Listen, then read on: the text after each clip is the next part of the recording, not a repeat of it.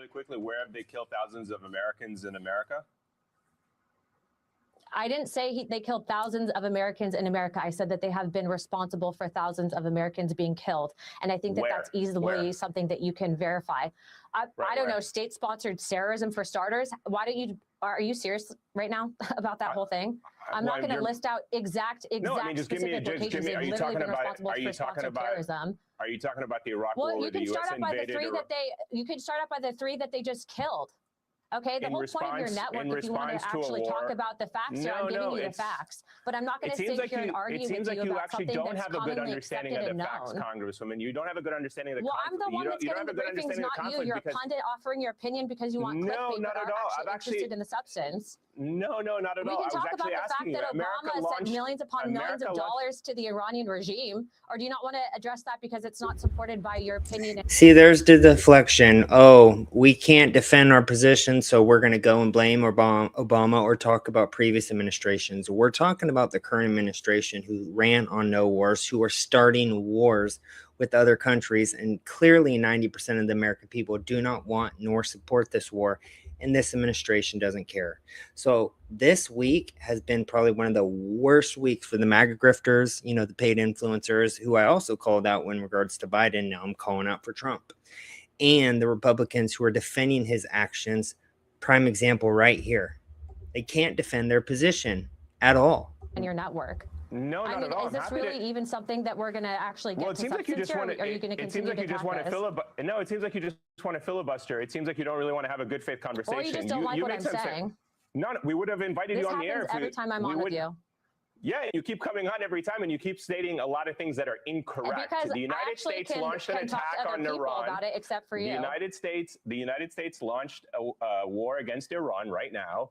Iran retaliated, in which American members. Strikes. You can call it whatever you want to call it, but so targeted military strikes isn't an act of war. Bombing and taking out their prime leader isn't an act of war. You've got to be kidding me. This administration and the Republicans that are leading the GOP are a complete joke. They aren't what we voted for. They totally have 360'd, flipped on everything that they've ran on, and they don't care about the American people. And I'm glad to see their feet being held to the fire. So today we're going to react to the biggest, I would say, America First, and not MAGA, but America First influencers calling out this administration, talking about how the MAGA movement is dead, talking about how they feel about the Iran conflict, and talking about just some of the lies and speculations that were being force-fed by fake big media and the politicians. Hope you guys are having a blessed night. We're going to start with Candace Owens. Please like, comment, hit that subscribe button. Let's get it.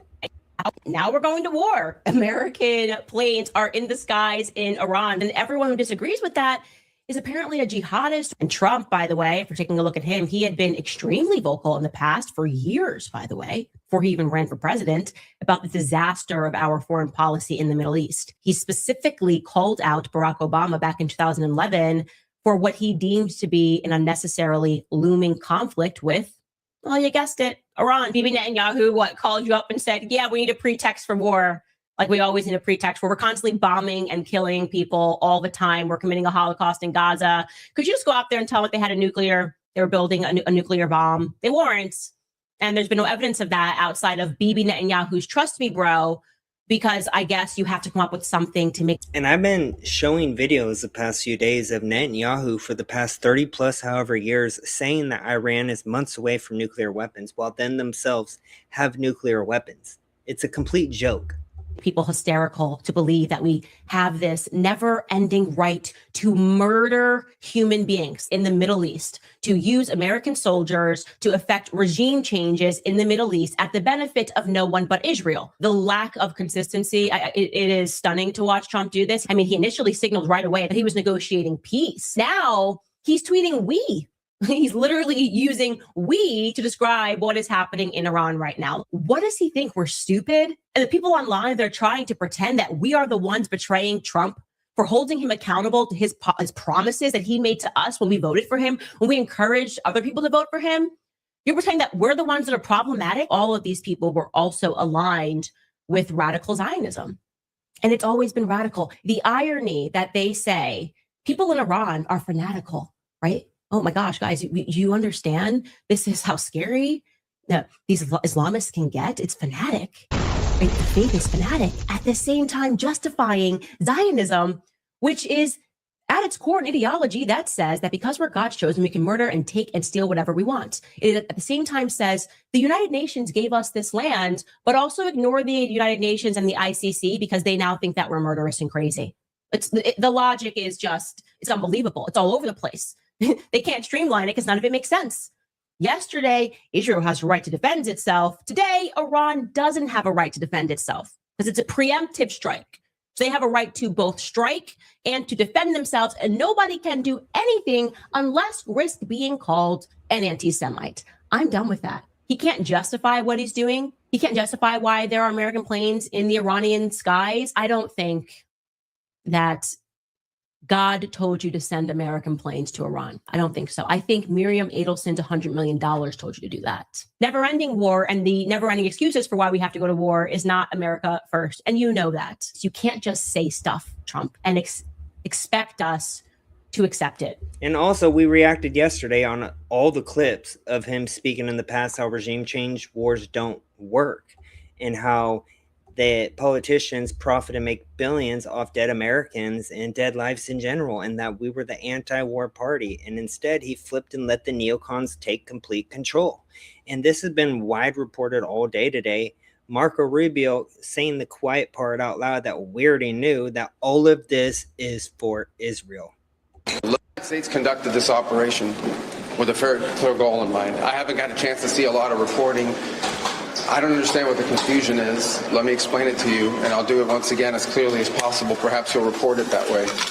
The United States is conducting an operation to eliminate the threat of Iran's short-range ballistic missiles and the threat posed by their Navy, particularly to naval assets.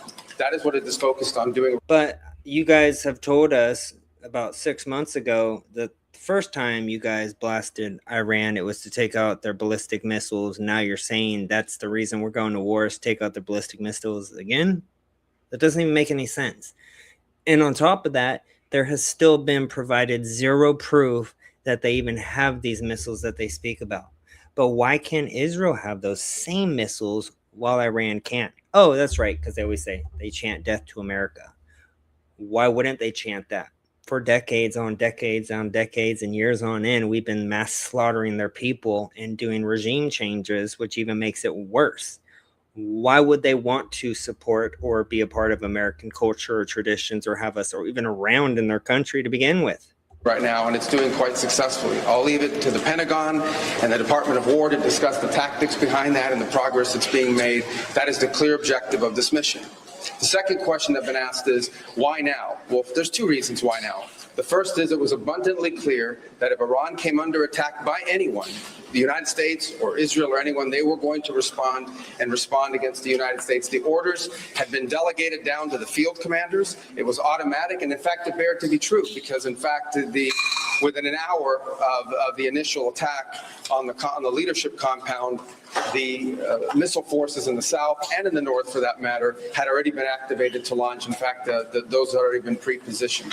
The third is the assessment that was made that if we stood and waited for that attack to come first before we hit them, we would suffer much higher casualties. And so the president made the very wise decision. We knew that there was going to be an Israeli action. We knew that that would precipitate an attack against American forces. And we knew that if we didn't preemptively go after them before they launched those attacks, we would suffer higher casualties and perhaps even higher those killed. And then we would all be here answering questions about why we knew that and didn't act. This is such a terrible counter argument. So they're pretty much saying we knew what was coming, yet provided zero proof to the American people for a reason to attack this country. It goes straight back to the trust me, bro, that Kash Patel and Dan Bongino just told us a few months back in regards to Epstein. We saw it. Trust us, bro. We wouldn't lie to you. And then they provide zero proof of what they're saying is true. The same situation here. We have seen zero proof that they were going to strike or they were going to attack, and that was the reason why you attacked him. You did it for Israel because the Epstein files would expose not just this administration, but the whole damn system. And they couldn't have that because they guarantee there's a bunch of people that are Trump's biggest donors who are involved in the Epstein files. Now we have one of the biggest Zionists of them all, Megyn Kelly, saying the quiet part out loud again. look, there are massive divisions over what we've done here, and people are going to change their minds over the coming days and weeks, one way or the other. But my own feeling is no one should have to die for a foreign country. I don't think those 4 service members died for the United States. I think they died for Iran or for Israel. I think I understand how this helps Iran perfectly well. I get it. I mean, I hope. Long term, we'll see. But they seem rather jubilant. 80% of the country does not support the Ayatollah. He was a terrible, terrible man. No one's crying that he's dead. No normal person. But our government's job is not to look out for Iran or for Israel. It's to look out for us. And this feels very much to me like it is clearly Israel's war. Mark Levin wanted it. It's his war. Ben Shapiro, Lindsey Graham, Miriam Adelson. That's obvious. Yeah, it's the normal Zionist Israel first puppets that are usually on Fox News or Trump's biggest donors. And they're the ones that want it the most. When Trump kind of walked away after the first strike, that's when they released the Epstein files, number one. And they said, if you don't do as we please from here on out in regards to Iran and all these wars, we're going to release all of the goods altogether. And they obeyed like the little puppets that they are. If you guys have not heard of the artist known as Jess on X or TikTok, I would suggest listening to him. He always says he's very funny, but very truthful. And he has the best takes on everything, I believe. Let's see what he has to say. The bullshit with Iran spiraling out of control at a pace I didn't even think was fucking possible. Trump has already come out and said this might take 4 to 5 weeks.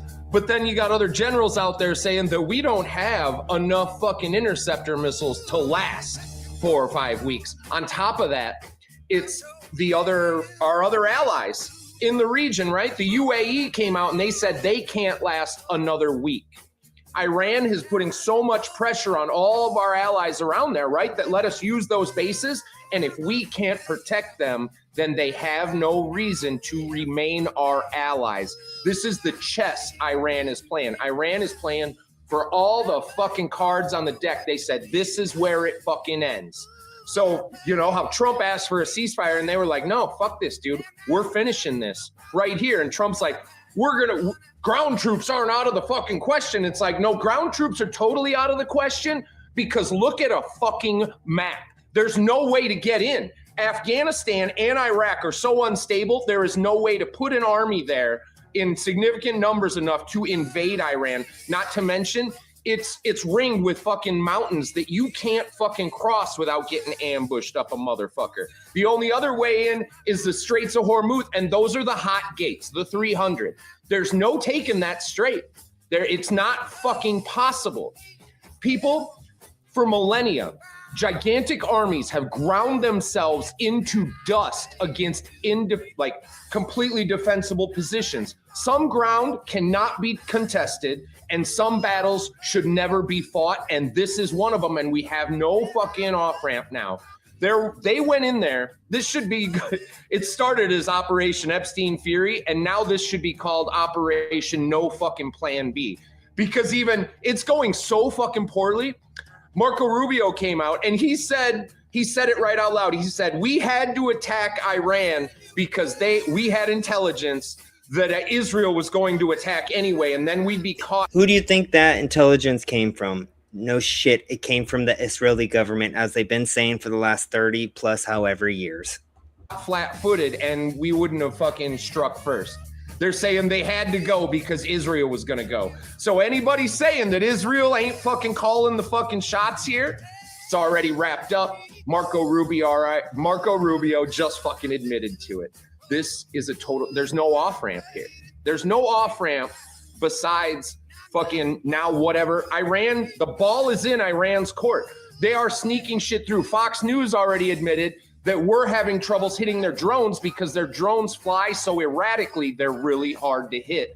That's why you're seeing those impacts into buildings in those 7 other countries, and ballistic missiles are now sneaking through because they overwhelm the interceptor missiles, right? They send in a swarm of fucking cheap ass drones And then while the fucking interceptor missiles are hitting those, they sneak through these fucking ballistic missiles that also don't cost shit. And they've got fucking tens and hundreds of thousands of these missiles. And we are down into the hundreds of interceptor missiles. That's why the 12-day war with them only lasted 12 days, because the Iron Dome, Israel ran out of interceptor missiles. And our interceptor missiles are so complex and so expensive, and they take over a year to build. So you can be like, oh, go build some more. Great, dude. It's going to take months and months and months and months, even if you fucking put the gas to it. So because dumb. that requires infrastructure. You don't just go, but I want some bullets now. It doesn't, the shit doesn't work like that. That's why Russia has switched to fucking quick and cheap to fucking produce military equipment and missiles and attack, because then you just swarm attack. The swarm attack, the greatest military, you can have the highest tech, right? This is shown time and time again. Like when you are defending an area, low tech often beats high tech. Like we won World War II with inferior fucking tanks. The Sherman tank was the biggest piece of shit, but we beat everybody else by throwing so many tanks onto the field that you ran out of bullets, and eventually we got you. That's how we won against Germany's fucking Panzer tanks that were Tigers that were just, dude, they would just mop the deck. Like single Panzers were taking out 100 plus Shermans in a single battle, but we'd eventually get them, right? I am just fucking blown away. I am blown away by how fucking poorly this is going. Good luck to us all, because we're gonna need it. Not fucking stoked about it. He used to be one of the biggest Trump supporters, just like myself, and now we're having an awakening. I'm telling you, the left-right divide has been so outplayed that we, the people, are sick of it. It is time we unite against the system who is bringing us back into a never-ending, forever war. The 3 soldiers that got killed yesterday, that didn't have to happen. This is blood on Trump's hand and this administration's hands. What happened? No new wars. No new wars. My ass. You've been bombing people and attacking people for Israel's benefit the whole entire time, for the first full year. And now we have one of our favorites, Tucker Carlson, speaking on the war himself. So let's assess the war in Iran, now ongoing in its second day, and try to answer those 4 questions. First, why did this happen? Now, in this case, there's a really simple answer. This happened because Israel wanted it to happen. This is Israel's war. This is not the United States' war. This war is not being waged on behalf of American national security objectives to make the United States safer or richer. This war is not actually even about weapons of mass destruction, nukes, chem bio.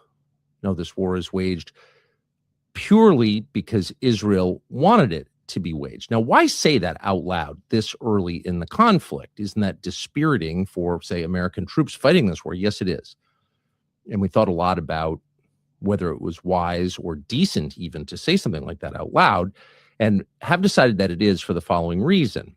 First, because the truth is always the only basis for wise decision-making. When you lie to yourself or you lie to your people, you not only commit, well, a kind of moral crime by lying, but you also tend to hurt yourself. Hubris is the product of lies, for example. You can get way over your skis if you're not honest with yourself and the people around you about what's happening and why it's happening. We know why it's happening, because Israel can't defend themselves. So they're the size of New Jersey, one of the states in the United States, and they hold all of the blackmail and all of the power. So before we go to one of my favorite independent voices, Dave Smith, let's see what Nick Fuentes has to say. I know he's been talking about MAGA being dead and the Republican GOP are going to get smashed by the Democrats. I also agree that should happen. We need both sides to learn a lesson.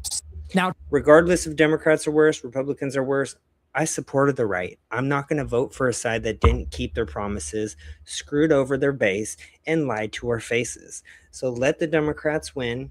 That will show the right that we are not going to vote for the party that lies to us, even though I think neither side should vote, because both of them are a uniparty. Take a look around. You're in the golden age Trump White House. You're at Mar-a-Lago. Take a look around at the new face of MAGA. In 2016, the face of MAGA was Trump and Ann Coulter and Jeff Sessions and Corey Lewandowski. That was the face of MAGA. It was Pat Buchanan. It was Sam Francis. That was the inspiration. That was the face of MAGA then. The face of MAGA now, look around. Mark Levin, Laura Loomer, Ben Shapiro, J.D. Vance. These are the big... Lindsey Graham, who Trump is actually endorsing and not supporting Thomas Massie. He's supporting Lindsey Graham. Lindsey Graham has never been married and never had kids, never had any partner in his life. So he wouldn't know what it's like to lose people in war or battle. He's profited off all these wars, for example, via Ukraine, making millions of dollars. It's already come out. And instead of him getting arrested for corruption charges, they're going after people for anti-Semitism, hate speech laws, because we're criticizing the government of Israel and we don't agree with the genocide that's happening with our taxes. But he supports these neocons that are pushing these laws and policy decisions and these bills that are killing Americans, killing people all around the world. That's who he endorses. Trump, you are a scumbag sellout, boy.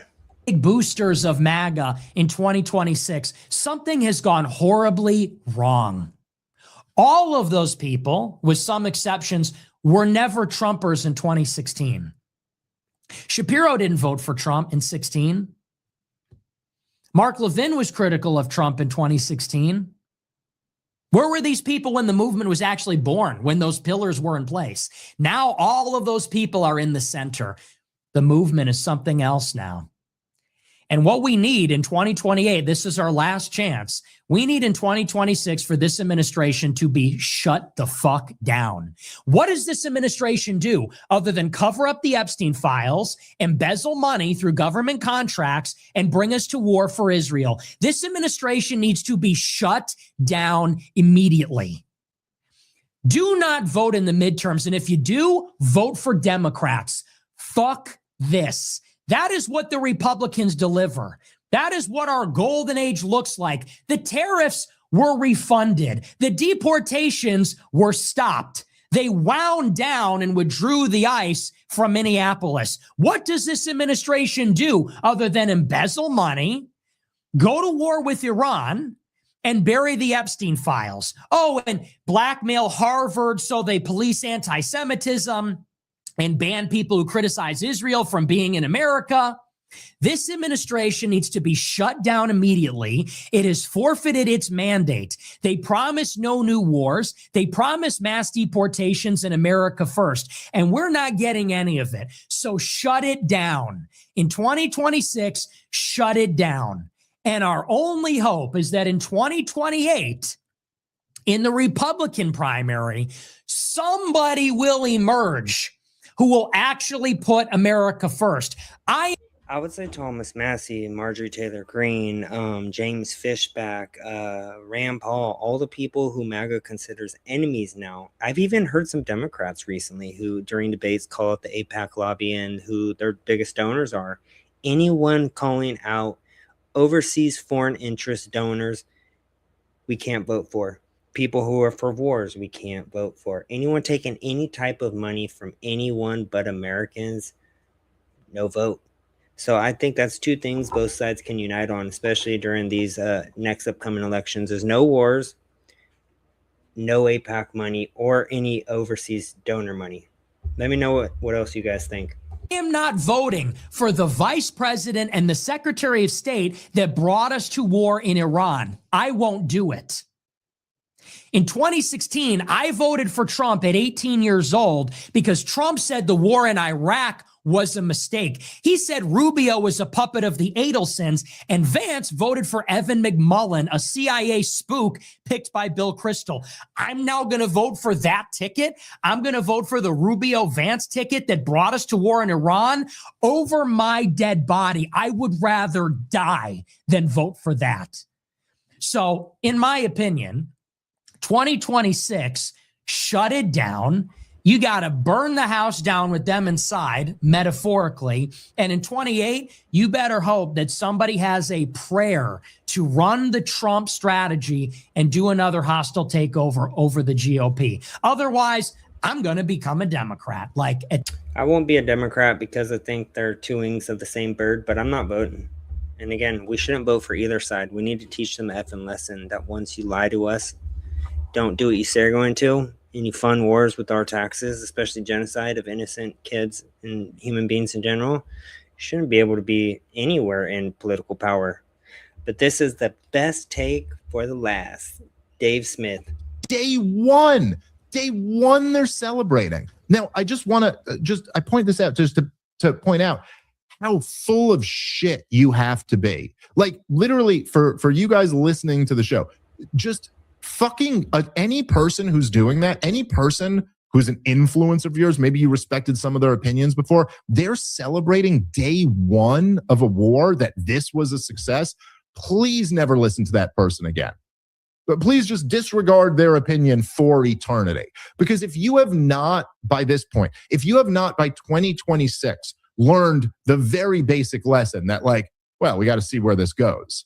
We got to say the whole game is what comes next, not whether we can topple the government. Look, in terms of non-nuclear armed countries, it's obviously always been known that the U.S. can topple whatever government we want. That's not the question. And even Donald Trump, right, in that montage that we played at the beginning, he wasn't questioning whether we could overthrow regimes. Nobody ever said, hey, George W. Bush, I really don't think you should invade Iraq because I think Saddam's military might defeat ours. And I think Saddam will still be in power. And in fact, he'll drive the American military out. No one thought that fucking the mullahs could defeat the 82nd Airborne or something like that. The question wasn't like, really, can we do this? The question was always, ought we? What comes next? What's to prevent this from turning out to be a catastrophe? You know, in that event that I said, in the event that the government does fall, what is the likelihood that it's the liberal Jeffersonians who rise up and seize control of the government? Seems very, very low. And so any of those guys who are celebrating this are just, I mean, they're out of their minds. I think, I know we're tight on time. I think it's really worth playing the Lindsey Graham clip because it's about what regime might replace this. Let's do that. Let's pull up. Do you guys see the new leader they're trying to have, like, be put in as a puppet president for Iran? 100% Zionist-owned Israel puppet. It's laughable. Lindsey Graham, who, by the way, let's just be clear. What is Lindsey Graham's popularity nationally? How many people do they go, you know who I want to lead the MAGA movement is Lindsey Graham. That's who America first. That means Lindsey Graham. To all you fucking warhawks and to the entire Trump administration, this is the Lindsey Graham administration right now. And I just want to be clear on that. This is Rob, as you mentioned before, I forget who you said, that even John McCain couldn't get the war in Iran, right? And that is what John McCain ran on. He said, remember that old Beach Boys song? Right? Okay. George W. Bush wanted this. Dick Cheney wanted this. John McCain wanted this. John Bolton wanted this. Lindsey Graham has wanted this for many years. This has been Benjamin Netanyahu's crowning achievement, what he's been working toward for 35 fucking years. Donald Trump's the one who handed it to him. This is the Lindsey Graham presidency. And let me just say that. Yeah, who would have ever thought that, like, the one person that we thought connected with the American people, even though he's a billionaire, he, had the deep state attack him at all costs. And he was the one that sold us out the most. It's crazy to think that way. I would have never thought or seen this happening with Trump. But you know what? Sadly, he's the swamp. This, by the way, because I do. And I know there's fucking the people who give me whatever. I can't even spend time responding to some of these retards. But the people giving me shit for voting for Donald Trump, I don't care about any of you. It's just incredibly stupid. I've never once, I don't know. I've just never been as petty as any of these people. There was never one time when a leftist was against Israel genociding the people of Gaza that I went, but you voted for John McCain and therefore you're responsible for this. So, like, all you guys giving me shit for that, fuck you very much. I don't care. Voting is stupid and gay. That's exactly how I feel. Voting's a joke. We need to stop voting because you're literally just voting for the same uniparty. It gets you nowhere. And those people who say, yeah, we told you that this would happen. Kamala Harris wasn't better. We would have been in nuclear war by now. We would have had an open border times a million what we were already experiencing under Biden. So neither side would have been better necessarily. I do think that with the secure border, it's prevented a little less, but that doesn't mean anything because we're still in war right now. So that didn't really help us at all. So this is breaking. This is exclusive interview on Hannity, another neocon with Israel Prime Minister. I haven't seen this clip yet, but it's been making its rounds. So let's see. I think this was about an hour ago this was filmed. For decades. And I try to persuade successive American administrations to take firm action. And President Trump in his first term did. He got out of the disastrous Iran deal right off the bat. And he did everything he could to prevent them from going into the nuclear program that they seek to build atomic bombs to threaten us and you, and ultimately to attack both of us and to destroy as much as they can, because this is what these people. This dude has been saying this, as I've said many of times, for decades. They always got to beat them to the attack, as they're the ones that attack everyone and then provide zero proof that their enemy that they attack, we're going to attack them. It's like you're dealing with kindergartners. Like, it's hard to take this guy serious at this point. We know no one likes him. I do think this guy is probably the second closest thing to Satan himself. Look at his face. He has just one of those faces you just want to punch him. If you had just one chance, just hit him as hard as you can. I've never disliked someone as much as I've disliked Satan Yahoo, as I call him at this point. They basically are in the business of mass death, and you're right to call them a death cult. I worked with several presidents. I always appreciated the fact that we had, forthright discussions. Often we agreed, but often we didn't. We disagreed. And I appreciated that we kept the alliance going. But I want to tell you something. I'm not a youngster, so I've been around. There's never been a president like Donald J. Trump. His resoluteness, his decisiveness, his ass kissing Israel, clarity of thinking, the way he gets right to the crux of things. It cuts through all the fluff, cuts through the chase, gets down to the main point, and it gets down to the main action that needs to be taken. And I think for Israel, and I think for the countries of the free world, let me tell you, I think for the world, we're very lucky to have him as the leader of the free world, and in fact, the leader of the world. He's brought America back to being the leader of the world, and it makes a huge... What exactly are we leading? Homelessness? I can see that. Drug epidemic where people are overdosing? I can agree with that. Violence and chaos just going around the country? Yeah, that. How about pedophiles running the country, and we are the biggest country that is covering it up, where other countries are actually making arrests, holding people accountable. This DOJ is just saying we should move on because it's a waste of time. This administration is a complete joke. Can't believe I ever voted for Trump. Just thinking back all of the years that I actually put into telling people how they were wrong about him, how we should support him, how he's going to put the interests of America first, for him to just get on his knees and just blow Israel on every chance he can. Difference. And I can tell, I'm talking to America's allies in the region, just one by one by one. And I can't quote from these conversations, but I can tell you they all share this, and they all say, thank God that Donald Trump is here. Thank God that the two of you are acting together to remove this threat, not only to you, but to us. And then, of course, he provides zero proof of what he's saying is actually facts or fiction, which we know it's not facts at all.